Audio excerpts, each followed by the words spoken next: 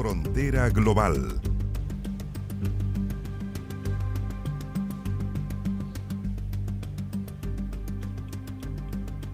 ¿Cómo están? Bienvenidos y bienvenidas a Frontera Global, este espacio del canal 24 Horas, en el que cada semana analizamos un hecho o varios hechos de la agenda internacional.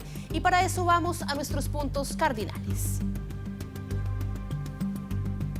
El presidente de Argentina, Javier Milei, cumplió 6 meses en el gobierno, con una popularidad que se ha mantenido a pesar de los duros recortes y el estancamiento legislativo. Este periodo ha estado también marcado por múltiples problemas diplomáticos, por al menos 7 giras internacionales que han estado también rodeadas de polémica. Analizaremos desde Buenos Aires lo que han sido estos 6 meses y las proyecciones para lo que queda de gobierno.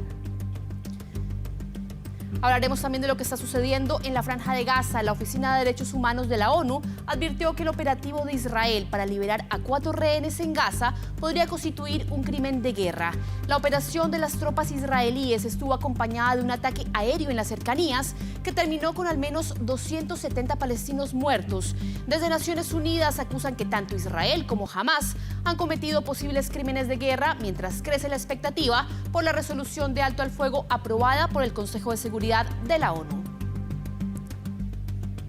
Revisaremos también lo que sucede en Europa, porque la ultraderecha logró importantes avances en las elecciones de la Unión Europea, y aunque los parlamentarios del centro mantuvieron la mayoría de los votos, los partidarios de la derecha radical alcanzaron un apoyo récord en países como Francia, Austria, Polonia e Italia, y se convirtieron en la segunda fuerza política en Alemania. ¿Qué impacto tendrá esto en las políticas del viejo continente? Lo veremos en este programa.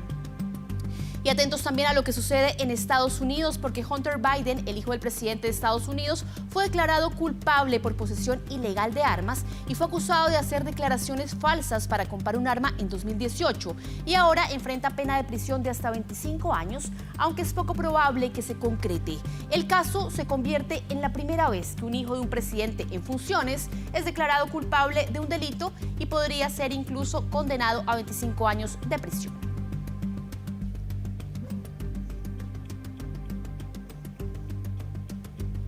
Y le hacemos suma a la noticia de los 6 meses que cumple el presidente de Argentina, Javier Milei, en el poder, que han estado marcados por duros recortes, por una popularidad que se ha mantenido y por un estancamiento legislativo. Para analizar el impacto de este primer tramo de su gestión, nos acompaña desde Buenos Aires el sociólogo Agustín Fritzera. Agustín, ¿cómo estás?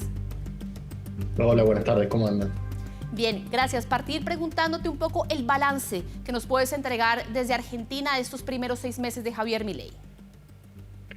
Bueno, es un balance dispar. Como decías, él está logrando sostener el apoyo que tiene hasta ahora, con notable estabilidad, con sorprendente estabilidad, que de todas formas, hay que decir, es en la medición de su imagen un presidente que durante los primeros 6 meses tiene una imagen estable, pero menor a la que han tenido anteriores presidentes. En el caso de Alberto Fernández, estimulado por su gestión de la pandemia, tenía como 80, lo mismo pasa con Macri, lo mismo pasa con Cristina. Si algo nos ha mostrado la Argentina es que esa imagen positiva puede degradarse muy rápidamente, como sucedió justamente en el caso de Alberto Fernández. Después, también lo marcabas, son unos 6 meses caracterizados por un ajuste económico como no hemos visto nunca antes, ¿no? 35% del gasto público desapareció, se terminó la obra pública en este país, la cantidad de ministerios fue reducida a la mitad y tenemos hoy un presidente en gestión que dice que su objetivo, su sueño y su deseo es liquidar el Estado. A mí me parece que la motosierra que mostraba él en campaña, bueno, pasó. Y fueron meses de motosierra, en una gestión con un estilo también muy nuevo, un estilo vertiginoso. Todos los días tenemos una polémica, todos los días tenemos una provocación. Lo que sí también tendremos que reconocer, como parte de su falta de experiencia, es cierta audacia, ¿no? Él se ha animado a hacer cosas que, bueno, muchos no creíamos posible. Hablabas también de lo que ha sido, bueno, este carácter un poco vertiginoso, impredecible que tiene Javier Milei. ¿Crees que esto ha estado acompañado de esa popularidad? Porque veíamos, por ejemplo, en el diario Clarín que agrupaba esas 9 últimas encuestas en donde prácticamente la popularidad de él se sostiene o incluso aumenta en algunos casos. ¿El hecho de que sea tan extrovertido o tan estrafalario en algunas medidas hace que esa popularidad se mantenga? Eso hace dos cosas. Definitivamente el show forma parte del atractivo que él tiene para mucho público, pero además eso le permite a él algo que es vital, que es controlar la conversación pública. Todos los temas de la agenda pública los impone él o su vocero, brifeado por él cada mañana. Cada mañana tenemos una noticia estridente, polémica, ofensiva para mucha gente, y eso permite que él pueda sostenerse. Él tiene en la Cámara de Diputados menos de un 20% de la Cámara, él tiene en la Cámara de Senadores menos de un 15% de la Cámara. De hecho, es el primer presidente en la historia argentina que en los primeros 6 meses de gobierno no pasa una ley por el Congreso. Él depende de su popularidad, lo tienen bien claro y tienen construida su estrategia de comunicación sobre ese supuesto. Si hablamos, Agustín, en materia de economía, porque quizás uno de los puntos negros de estos 6 meses de gestión ha sido la cantidad de millones, 25 millones de argentinos que están sumidos en la pobreza y que aumentaron en estos 6 meses. ¿Eso ha generado algún tipo de impacto en la sociedad también? Me parece que ese impacto se está esperando. La variable que para ellos es clave es la inflación, que efectivamente viene bajando. Se supone que se publica el jueves y ya el ministro de Economía adelantó que estaría por debajo de 5. Nosotros nos hemos acostumbrado a vivir con inflación muy alta. Recuerden que en diciembre la medición fue de 25%. Eso viene bajando. De hecho, desplaza a la inflación como principal preocupación de los argentinos este mes. No lo veíamos esto desde hace muchísimo tiempo. Entonces, para ellos esto es fundamental. Respecto de los efectos, bueno, todavía no se perciben claramente porque en muchos sentidos el desempleo está aumentando, pero todavía hay un resto para muchas personas que les permite seguir. Pero sí diría que hay dos cosas que a él le hicieron daño. Una de ellas es el escándalo en que está envuelto ahora el ministerio que él llamó de Capital Humano, que asumió las prerrogativas de desarrollo social y que tenía comida en un depósito, 5.000 toneladas de comida, entre ellas leche, que hoy está faltando porque hay hambre en la Argentina, porque creció la pobreza, pero se duplicó la indigencia, es decir, gente que no le alcanza por mes para cubrir la canasta básica.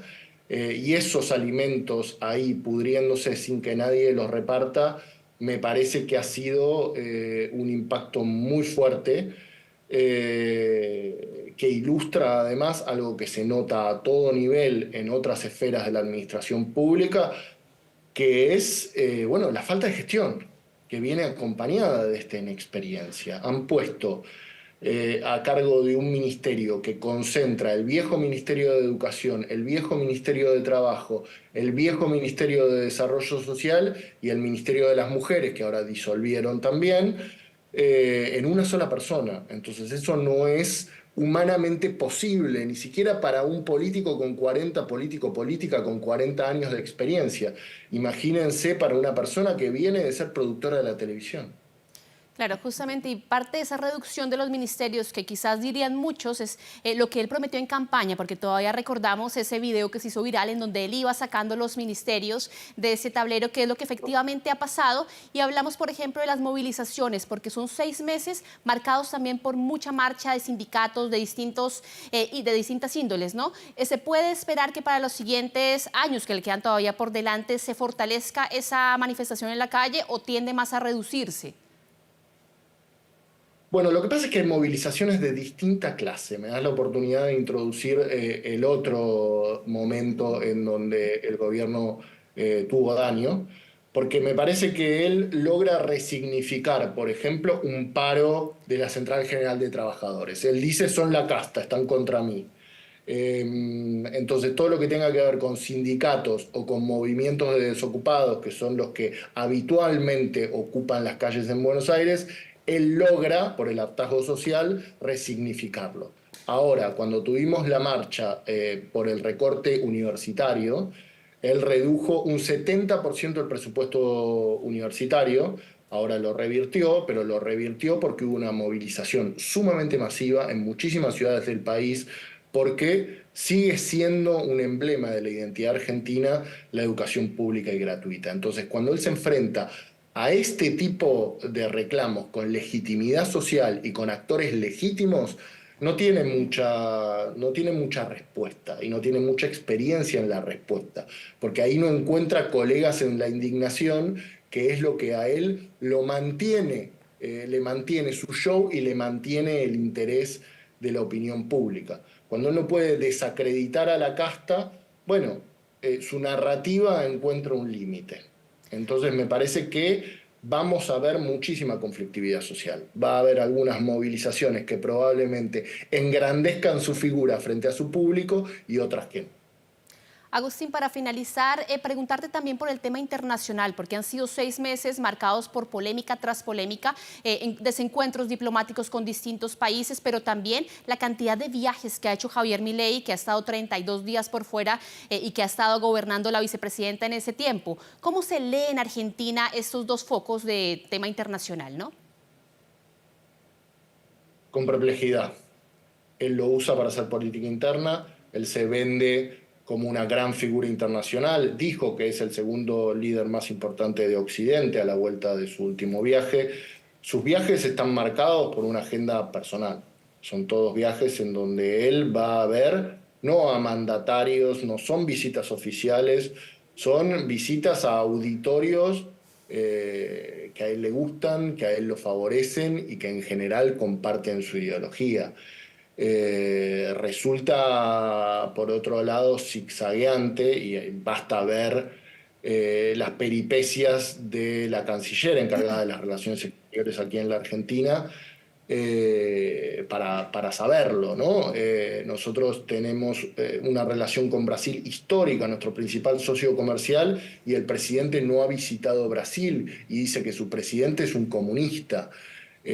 China, el segundo de nuestros socios comerciales, lo mismo, dice que se arreglen los privados porque yo con comunistas no hablo. Bueno, habría que ver cómo se puede hacer un negocio con China sin hablar de Estado a Estado, ¿no? Entonces, la pelea con España, en donde él le ha dicho de todo al Partido Socialista, confundiendo el Partido Socialista Obrero Español con el viejo socialismo del siglo XIX. España es nuestro principal socio comercial en Europa. Entonces son cosas que... Y el presidente español ha retirado a su embajadora. El próximo paso es la ruptura de relaciones diplomáticas. A mí me parece que no hay mucha conciencia en su círculo más íntimo que maneja el Ejecutivo, sí en la canciller, que como te digo está sufriendo, de las implicancias de lo que tiene su palabra, ¿no? Como presidente. El otro día, frente a una corresponsal extranjera, dijo que él amaba ser el topo en el Estado y que cada día trabaja para destruirlo. Bueno, eso no motiva al personal estatal que tiene tanto para hacer, ¿no? Por decirlo amablemente. Agustín Fritzera, sociólogo argentino, muchísimas gracias por este análisis. Un placer, les mando un abrazo. Vamos ahora a una pausa comercial y a la vuelta le traeremos todo el análisis de las elecciones europeas y del auge de la ultraderecha en el viejo continente. Frontera Global. Y le hacemos doble clic a la noticia de que la ultraderecha logró consolidarse como una de las principales fuerzas políticas en la Unión Europea tras las elecciones primarias. ¿Qué significa esto de los más conservadores, este ascenso, y cuáles son los rostros que encarna esta ideología?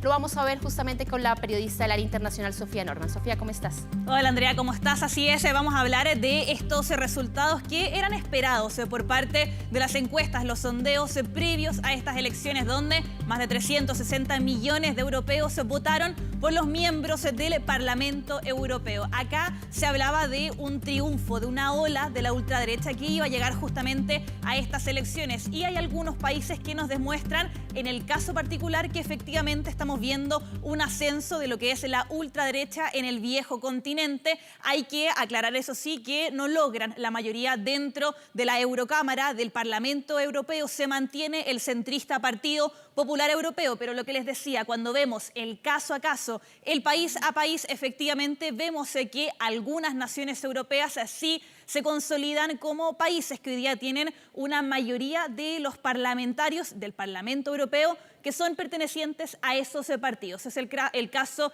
de Francia, por ejemplo, que dobla en cantidad de votos al oficialismo. Hoy día la ultraderecha en Francia obtiene poco más del 30% de los votos de los parlamentarios que llegan hasta la Eurocámara. Además, que Francia junto a Alemania, por ejemplo, son los países en el viejo continente que más cantidad de parlamentarios le da a la Eurocámara, y por eso también es que se consolida hoy día como la fuerza más importante. Un caso que les decía, ya había sido anunciado un poco por parte de las encuestas, pero que también se demuestra en estos casos particulares, como también lo es en los otros países que estamos viendo en el mapa. En Italia y Hungría podríamos decir que era una situación también esperada, porque en estos dos países ya se gobierna con solidez la ultraderecha, y esto también se está viendo en las elecciones, en los comicios del día domingo, entonces donde los europeos votan, les decíamos, por los parlamentarios, quienes van a componer entonces esta Eurocámara. También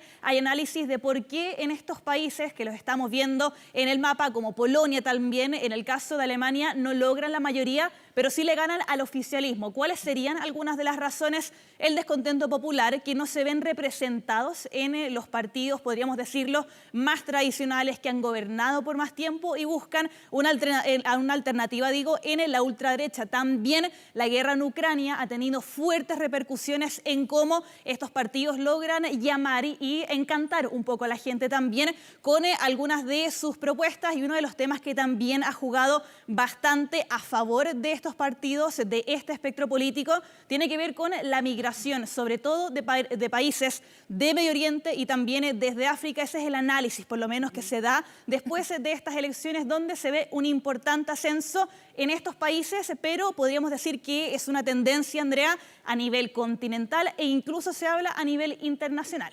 Si hablamos, Sofía, porque claro, tenemos acá Francia, Hungría, Italia, tú lo mencionabas, al menos en Italia y en Hungría ya son gobierno. Sí. Y podría pasar en Francia. ¿Cuáles son los rostros que podemos identificar que en estos momentos están encarnando la ultraderecha europea? Sí, justamente vamos a revisar la siguiente gráfica para hablar de las personas, ponerle cara, podríamos decir, a estos movimientos, a estos partidos, y justamente vamos a comenzar en el territorio italiano. Hoy día gobernado por su primera ministra, Giorgia Meloni, que de hecho es la figura, podríamos decirlo, de su partido. Estamos hablando de Hermanos de Italia, un partido de ultraderecha y que se consolida también como una de las fuerzas más importantes durante estas elecciones. Su discurso también, hemos visto que Italia ha sido uno de los países que más se enfrenta a la migración, sobre todo ha sido uno de los temas más importantes el último tiempo, y esto genera también la adhesión que hemos visto en las urnas en estas elecciones de la Eurocámara. También hablábamos del caso de Francia. En este caso no es la jefa de gobierno, no es la jefa de Estado, lo ha intentado algunas veces ya en las últimas elecciones Marine Le Pen, de la agrupación nacional, que les decía, obtiene más del 30% de los votos en estas elecciones. El partido oficialista del presidente Emmanuel Macron obtiene poco más del 14%, acercándose al 15%, para que vean también la diferencia que existe con este partido que les decía es liderado por esta mujer, Marine Le Pen, entonces allá en el territorio francés. Y lo comentábamos también en lo que pasa en el caso de Hungría. Al igual que en Italia, hoy día dos países que son gobernados por esta fuerza política. Estamos hablando de la ultraderecha en la figura del primer ministro Víctor Orbán, que también lo estamos viendo en la fotografía a través de la coalición Fidesz-KDNP, que si bien logra un triunfo en estas elecciones de la Eurocámara, se habla que fue su mayor derrota de las últimas 2 décadas, obtiene una baja importante comparando con las últimas elecciones de los eurodiputados. Ahí obtuvo más del 50% de los votos, se baja a poco más del 40%, pero aún así se consolida como la principal fuerza política. Estos tres rostros que hoy día son la ultraderecha en el viejo continente y que también se espera que puedan seguir aumentando no solamente las elecciones, en este caso de los parlamentarios del Parlamento Europeo, sino que podría extenderse a las elecciones locales cuando hablamos de presidentes o también de legisladores dentro de las asambleas, los congresos de cada uno de los partidos de este continente, pero también, lo que ya les decía, a nivel internacional es un fenómeno que incluso podría repetirse.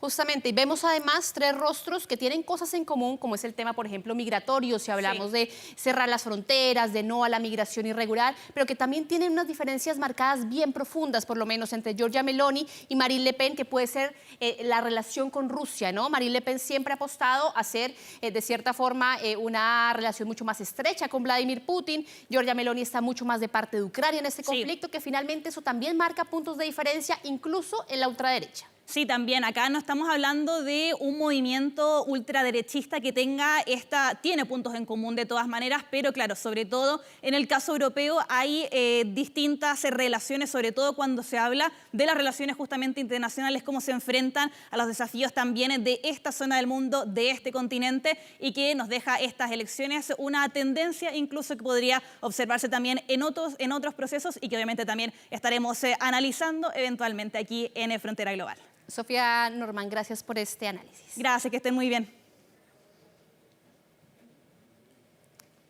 Y nuestra noticia positiva o la razón para que el mundo siga girando nos llega esta semana desde España. Un grupo de investigadores ha convertido el calor de un volcán en energía. Eso sucedió en la Antártida y para poder monitorear algunas de las erupciones. Nos cuenta más en su nota Kaya Small.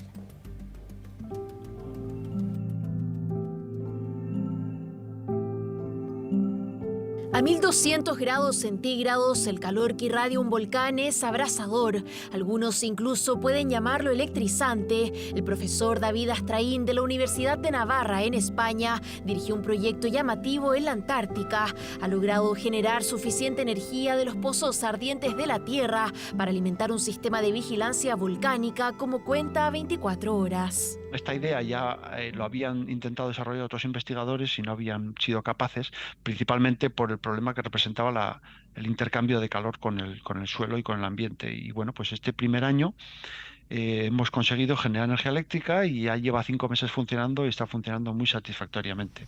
El nuevo generador geotérmico se instaló en la isla Decepción, uno de los 2 volcanes activos que existen en el continente blanco, en donde la diferencia extrema de temperatura ha ayudado a este científico y a su equipo a llevar energía a las comunidades más afectadas. Y es que se estima que el 10% de la población mundial vive a menos de 100 kilómetros de distancia de un volcán activo. Sin embargo, solo un 30% de estos en el mundo están siendo monitoreados. El calor está siempre presente en un volcán activo, entonces tienes una fuente de energía continua, a diferencia del Sol.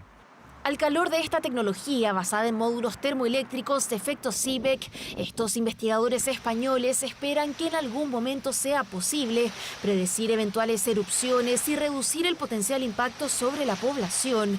Estos pronósticos estarán disponibles durante todo el año, lo que representa un hito a nivel mundial para estudios geológicos y volcánicos en los lugares más recónditos. La vigilancia volcánica y el estudio geológico en estas áreas tienen un gran desafío actual, un desafío tecnológico realmente. Y es que, claro, en lugares remotos de difícil acceso donde la climatología es adversa, pues no es fácil el suministro energético. Aunque el aire está cargado de entusiasmo por esta investigación, los científicos advirtieron que estos son solo resultados iniciales, pero ¿se podrían aplicar los resultados de este estudio a los volcanes en Chile? Nos vamos a estar quedando un poco sin agua en el tiempo en muchos lugares donde justamente la necesitamos para generar energía de forma hidroeléctrica.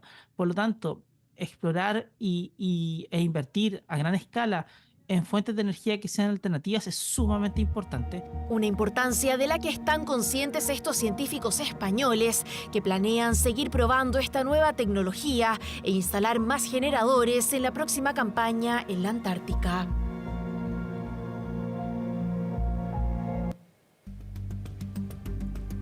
con esta buena noticia terminamos Frontera Global. Nos vemos la próxima semana con todo el análisis internacional. Que estén bien.